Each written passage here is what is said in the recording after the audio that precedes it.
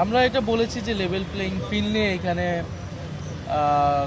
সেই আত্মবিশ্বাস বা সেই সম্মতিটা সকল রাজনৈতিক দলের নাই, এমনকি আমাদেরও নাই।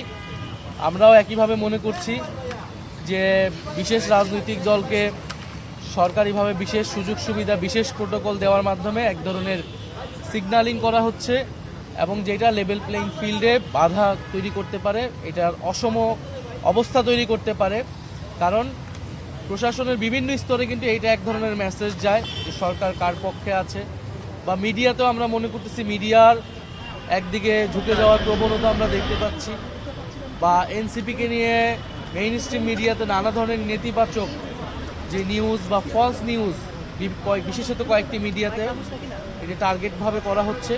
তো এটা আসলে আমাদের যে লেভেল প্লেইং ফিল্ড প্রশাসনিকভাবে মিডিয়ার জায়গা থেকে সেই সুযোগ সুবিধাটা কিন্তু সমভাবে যাতে হয় সেটা আমাদের চাওয়া থাকবে, এবং সরকার এবং নির্বাচন কমিশনের কাছে কিন্তু বারবার আমরা এটা বলেছি। আমাদের নির্বাচন কমিটির চেয়ারম্যান তিনি ইলেকশন কমিশনে গিয়ে কিন্তু এই বক্তব্যগুলো দিয়ে এসেছে, এবং আমরা পর্যায়ক্রমে আমরা ধারাবাহিকভাবে ইলেকশন কমিশনের কাছে আমরা কিন্তু এই আমাদের আপডেটগুলো আমরা দিয়ে আসব যে কীভাবে লেভেল প্লেইং ফিল্ড থাকতেছে কি থাকতেছে না, বা আমরা যে নির্বাচনের মাঠে যাচ্ছি সেখানে আমরা কোন ধরনের বাধার সম্মুখীন হচ্ছি। আমরা ইতিমধ্যে বলেছি এই যে অনেক ঋণ খেলাপিকে কিন্তু নমিনেশন প্রাথমিকভাবে তারা বৈধ ঘোষণা করেছে ইলেকশন কমিশন।